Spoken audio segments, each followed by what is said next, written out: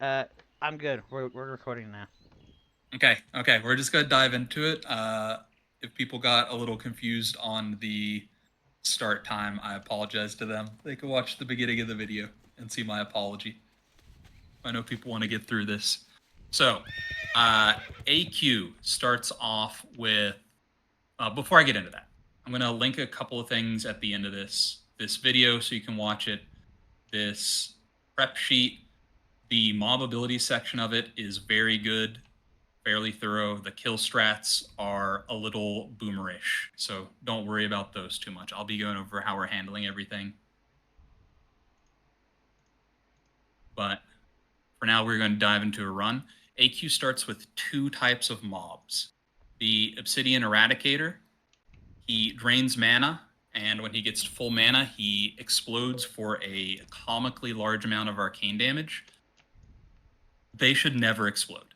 The only thing you need to know about them really is that if we get one in a pull, you are killing it first. The Anubis Hath Sentinels, as you'll see here at the beginning of this run, there are 4 of them in each pack. They have randomized abilities. Whenever one of them dies, the remaining Sentinels will be healed for roughly 50% of their HP and gain the ability of the one that just died.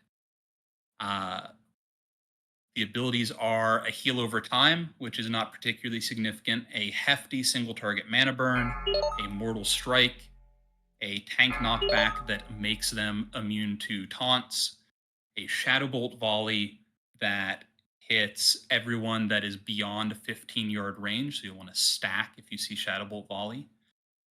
2 different types of reflect, shadow frost and fire arcane, a 8-yard range thunderclap, and the big one, thorns. When there is a thorns sentinel, you will see rogues, warriors, feral druids absolutely railing themselves. Thorns and thunderclap will pretty much always be like the last 2 we end up killing. All of this will be kind of like dynamically called. Chances are you will not be killing skulls first on these packs. We'll be calling them aloud or using a weak aura to direct what the kill order is. But especially on Thorns and Thunderclap mobs, priests be expecting to Prayer of Healing, and warriors watch your own health. Don't get yourself killed this early into the raid. But there are 3 Eradicators, 2 packs of Sentinels before Scarum. Scarum is a pretty straightforward boss. His abilities are an arcane explosion that has a quick cast time and has to be interrupted. The damage adds up very quickly. A mind control that increases the damage of the target he mind controls very significantly, and an earth shock that he only casts on targets outside of his range if they pull threat. As you can see here, he splits into 3s. 2 illusions with significantly lower health, and then himself. They always spawn on the central left and right platforms in the same spot. We want to kill the illusions because they do replicate his abilities, including the mind control, completely. Same amount of damage, same amount of threat. Uh, the big cruxes of this fight are going to be killing the illusions, interrupting arcane explosions, and crowd controlling mind control targets. Don't let them run around beating your healers. A warrior will 2-shot a priest. Do not kill your friends that are mind controlled, but it is a pretty straightforward fight. So there are 3 types of mobs in the next section. We're going to see 2 of them here. The Brainwasher is going to be our first kill target every time you see it. He has a 10-second mind control, and he has an AoE mana burn that does pretty decent damage. We're just going to zerg these things down before they get a chance to cast. And then the Vecnus Guardian. You will notice that here in a moment, they're going to tank all the Guardians next to walls or overhangs to prevent fall damage. Because the Vecnus Guardian's big thing is a huge knock up, knock back, and then applies an AoE bleed. On the big Guardian packs, you're going to want to be Prayer of Healing. And through this whole section here, priests are going to want to be Fear Warding. Fear Warding's very big for the next boss we're going to be looking at, which is the Bug Trio. Bug Trio changes the type of loot it gives based on kill order. We'll get on that in just a second. I forgot they get the warrior packs here. So the warrior packs, we just saw them a moment ago. They come in threes. The warriors themselves have basically no abilities. But when they die, they release a little cloud of borers. It's kind of scary when they first come out because if all of them hit one person, that person's going to get hit very hard. So normally, what you're going to see is precasted dynamite. You'll see sappers, lip shouts, target dummies, things to gather them the moment they come out. Because again, if the first person to hit an AoE button is the melee range of the borers, they're going to hit like 20 different mobs at once. Will vape mages, maybe even warriors. So the goal for the warrior packs is going to be get them all low around the same time and then do some coordinated maneuver to take care of the borers that all come out. So going into the bug trio, regardless of what kill order we're going to be using, we're going to go for Princess Uage first. Princess has an AoE fear that is also a threat wipe and has a interruptible greater heal that heals for like 30% of a boss's health. And then when she dies, there's just a little group of beetles that comes out that will want to AoE down. So this is a speed run what we're watching right now. You'll see they do a lot of the trash here in the area that has a nice overhang. Gives them lower fall damage and faster kill times. They're going to go into bug trio here. The other two mobs are Lord Kree, who has a frontal cleave, hits very hard, does a poison bolt volley, and when he dies, he drops a cloud of poison that expands. And then Vim, who does a charge, does a knockdown on the tank, and enrages. And if you kill Vim before one of the other mobs, he enrages them for the rest of the fight. It is pretty likely most of the time speedruns will be killing Vim last. On the times we kill Kree last, he hits the tank very hard. So, just a moment, I'm getting Ren for somebody. One of the Guardian packs that they pull is right here, and we'll be tanking that against the wall over here. Two of the Guardian packs they've already pulled are right here and right here. We'll probably be tanking those here or pulling back to the previous spot. Worth mentioning, these things knock back far. We do not want to pull the two packs that are over here. That is where a lot of AQ early wipes will happen when the raid doesn't know what's going on, is a little less disciplined. Getting knocked into extra Guardian packs can be very scary. And the response to that is just going to be doing a shit ton of lit shouts if that ever happens. So don't panic too hard. And then they do this last pack up here right before our next boss, Sartura. Sartura's whole thing, and you'll see a bunch of mobs like Sartura, is doing a bunch of AoE damage while continuously dropping threat. So on this fight, you'll see a bunch of lip shouts. Target dummies are pretty good. Sappers, you're going to kill the ads, and then tanks are going to chain taunt during the whirlwind so she's not running around. Something worth mentioning. In this fight, you'll watch him get to about half health before he hits his lip. So he has more lip duration during a 20% enrage, where she's going to be doing 30% more damage. The ads are notably stunnable. Sartura herself is not. So the next section we've got here is a gauntlet. The mob abilities basically do not matter. They don't do anything that is significant. We were going to want to run as a group through here and just like slowly kill these things as we move.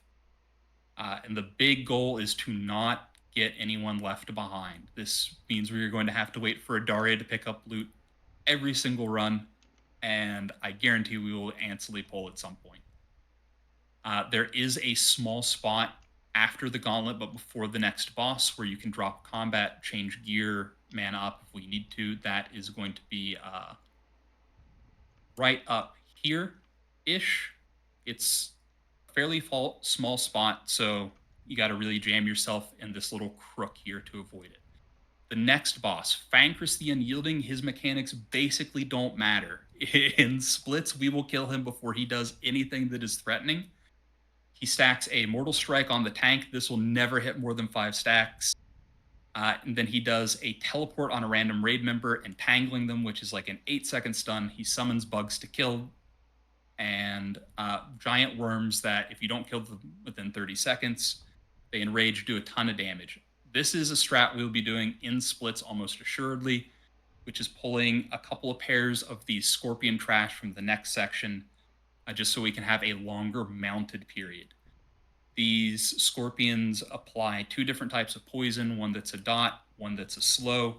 They do a frontal cleave and they do a sunder on the tanks. They are not particularly scary. You'll see their hunter and their druid run up here to pull these back because they do apply the poison from range, and if the slow poison hits the hunter, it's very scary. But this is a strat we'll do in splits because Fankris is not a difficult boss. So, next boss is Vistus. You will see our warrior here putting on cold weapons, Hammer of the Northwind, Coldridge Dagger, that already have frost oil on them, because the mechanic of this boss is you need to hit him with frost spells or effects 200 times to freeze him, hit him with melee attacks 75 times to shatter him, and then kill little frozen globs that shoot out. They will run around and convene to the center of the room where everyone will sapper, use NG, blow blast wave, whatever. The goal is to kill basically all of them before they convene, so you can kill him in 2 shatter phases instead of 3. Splits, it might be 3 for a couple of weeks. Throughout the first phase, he does a poison volt volley and puts poison on the ground. Cleansing is very, very important on this fight. Going into the next section of trash, we're going to have 3 types of mobs. We're going to have Karaji Lashers that are very similar to Sartura. Does spam whirlwind, spam cleave, constantly resets threat. Tanks will be chain taunting these. There will be little brown wasps called Vecnus wasps that provide a poison called Vecnus Catalyst. It's a small dot, it's a 50% slow, and more importantly, it makes you vulnerable to the final mob in the pack, the Vecnus Stinger. The Stinger does a random charge that does like 1k damage, unless you have the catalyst on you, and then it does like 4 or 5k damage. So the ways to deal with this are you can be cleansed, abolish poison cleanse.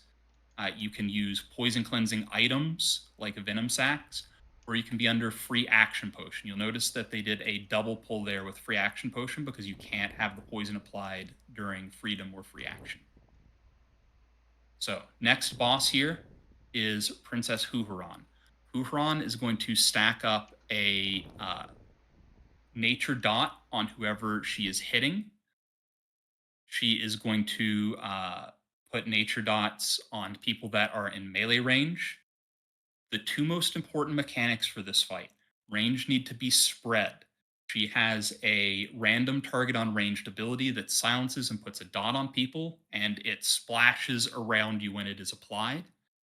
And then she has a wyvern string that she applies to 10 people within melee range. This puts you to sleep. It does not break on damage. It can be cleansed, but if you cleanse it off somebody, they're going to take 3k nature damage.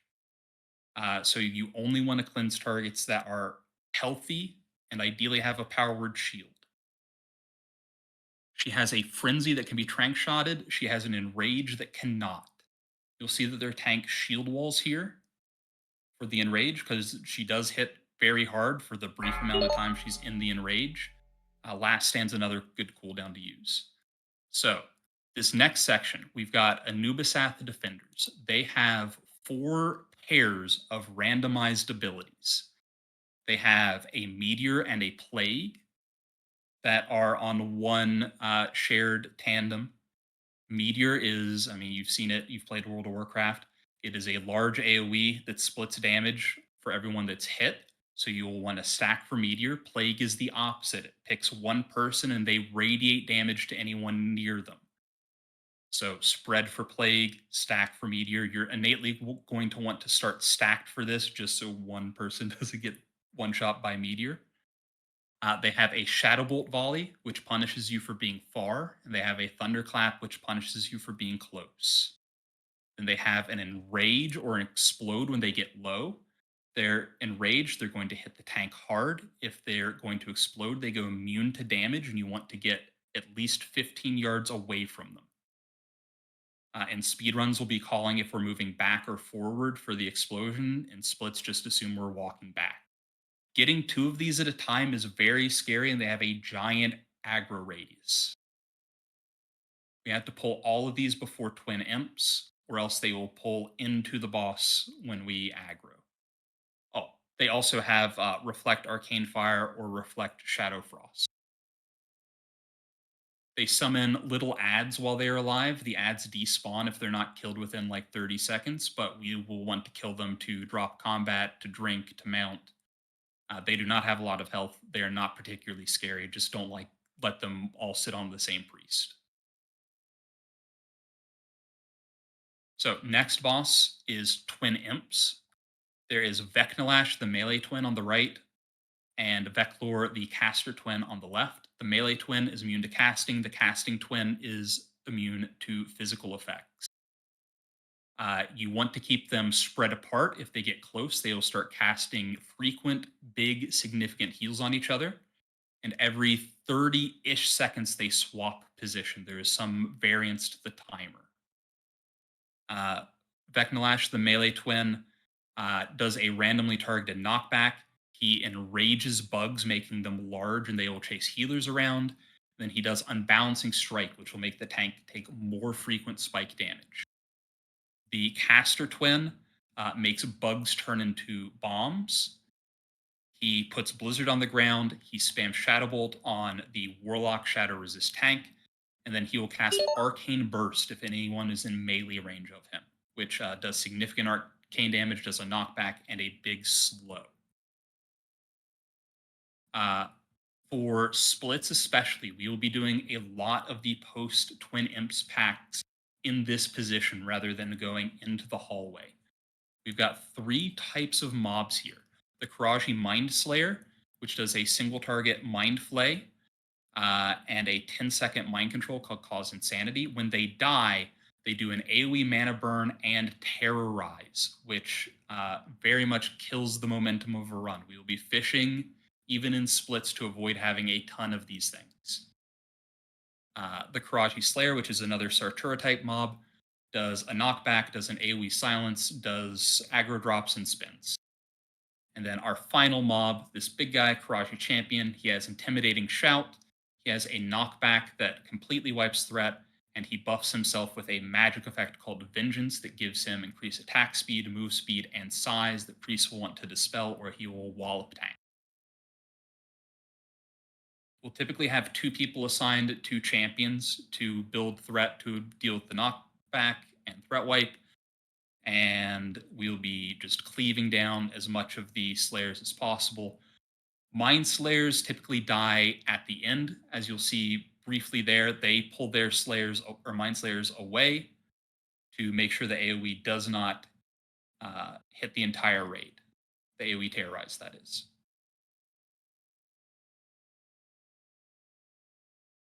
So we've got several of these packs and a couple more in the next area, but we're going to see a new type of pack here, which has the Obsidian Nullifier. They're just slightly bigger versions of the Eradicator from the beginning of the instance. We will kill them first always.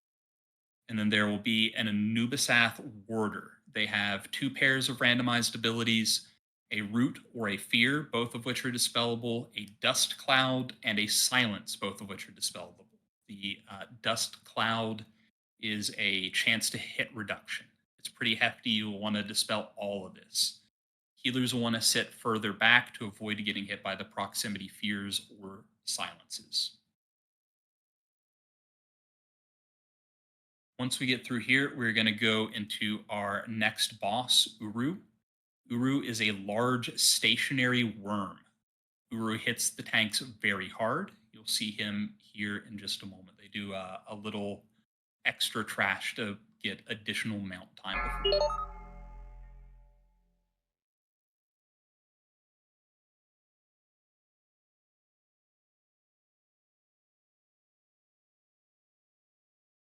Now, it's a good enough time to remind people mount sets are very big for AQ, especially for speedruns. You spend a surprising amount of this run mounted. So if you need to get a carrot on a stick, make sure you get one before speedruns. So, Uru, giant worm. Uh, Pointedly, range do not have to worry about threat as a way that kills them anyway. We'll get to more of that in just a second.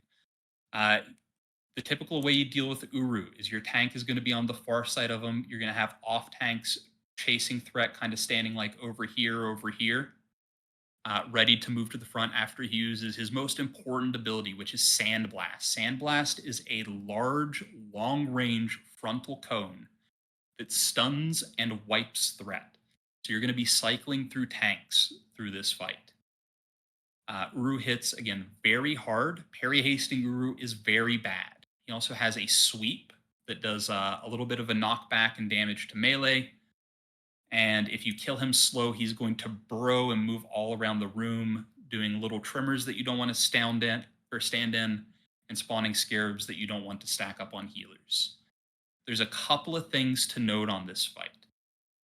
Sandblast targets whoever the highest threat is, not necessarily the main tank. If a fire mage higher threat than the tank, they need to be out of the raid. If you get everyone sandblasted, that can very much cause a lot of people to lose buffs, if not a wipe.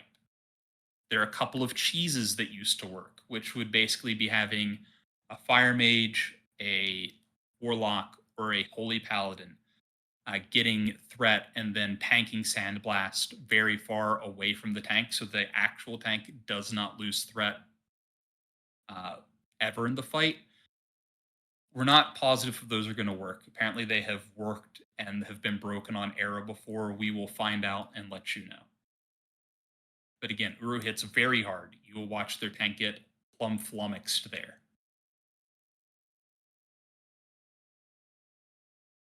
And after Uru, we've got a straight shot to Thune. Legitimately, the two most important parts of Cthulhu are both based around the same ability, which is his I beam in phase one. When Cthulhu is aggroed, he will cast I beam on the same target 3 times in a row. You do not want to be near this person. It's pretty infamous. I beam uh, jumps to additional targets that are near his initial cast and does more damage with each jump. There is no cap to how many times it can jump. You'll watch how their tank runs off to the left, tanking the first I beams, while everyone else runs to the right and spreads out around the boss. Melee are going to be stacked in 2s or maybe 3s uh, to keep I beam from spreading. If we have too many melee, or if people are undisciplined in splits, we will literally tell warriors or rogues to just stand on the edge of the walls here. So, also going on in this fight, little claw tentacles will pop up. You'll see one here in a moment. It does a little knockback, does a little damage, and hits people next to it. You'll see eye stalk tentacles that cast a random mind flay, and they spawn kind of in an array around the boss. Then after that, you will see dark glare. We will see 1 to 2 dark glares in phase one. He kind of just spins around the room slowly and menacingly. If you get hit by dark glare, we will make fun of you and you will die. Going into phase two, you still have the little tentacles popping up. We're all going to stack on one side of the boss because that will bait the place the large tentacles spawn. Giant claw tentacles hit very hard. You will need to be pre-casting heals on tanks. They are tauntable. And then giant eye tentacles cast eye beam just like Cthulhu does in phase one. It chains, it does a ton of damage. The difference here is the tentacle is stunnable and the cast is interruptible. We do not want an eye beam to go off. So during phase two, Cthulhu takes basically no damage, and every 10 seconds, somebody's going to get eaten and taken down into the stomach. If you get pulled into the stomach, you're going to see this room. While you're in this room, you're going to take ever escalating nature damage. And your goal is going to be to kill these two tentacles. If you have any cooldown left, wreck, death wish, anything, you're popping it on these tentacles because this is the major time gate for the fight. When you need to leave the stomach, either because the tentacles are dead or because you're about to die to the escalating nature damage, you're going to jump on this little pad here in the center and you will bounce up like a trampoline after 3 or 4 seconds and be kicked out of the stomach. When those two tentacles are dead, Cthulhu becomes vulnerable to damage for 45 seconds and he's going to glow purple. In a speed run, we will be expecting to one phase him. In splits, we might two phase. We will see how that goes. But Cthulhu, if you manage to not kill each other with I-Beam, is a pretty easy and straightforward fight.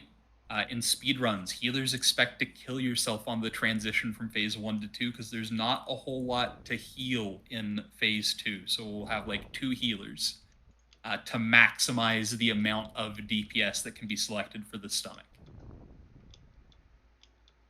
Overall, AQ is very much a just hold W the entire time and pull fast dungeon.